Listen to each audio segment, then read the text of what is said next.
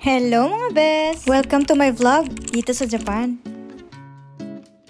Special nga ngayong araw na ito dahil meron tayong imimit sa Tokyo Skytree. Dahil nga nakatira na ako ngayon sa countryside, babiyahe ako ngayon ng 2 hours mahigit. 2 months na nga ang nakalipas simula nung lumipat ako sa countryside. Mas tahimik, konti lang ang mga tao, at mas payak ang pamumuhay. Pero paminsan-minsan namimiss ko din sumakay ng tren. Isa sa pinaka-famous na tourist spot ang Tokyo Skytree. Kaya dito ako nakipag-meet sa mga estudyante ko ng Japan Dreamer Academy. Kakarating nga lang nila dito sa Japan. Kaya hindi pwede na hindi ko sila i-meet. At sobrang happy ko nga dahil finally nandito na sila sa Japan. Dahil sa pagpupursige, sipag at tiyaga, dream come true talaga mapuntahan ang ganitong mga tanawin dito sa Japan. Kaya kayo, kung nahihirapan man kayo sa situation nyo ngayon, ipagpatuloy mo lang lumaban. Dahil ang blessings, may kaakibat talaga na challenge yan. Kaya the more na nahihirapan kayo sa situation ninyo, ilaban nyo lang yan. Dahil kapag nalagpasan nyo yung challenge na yon,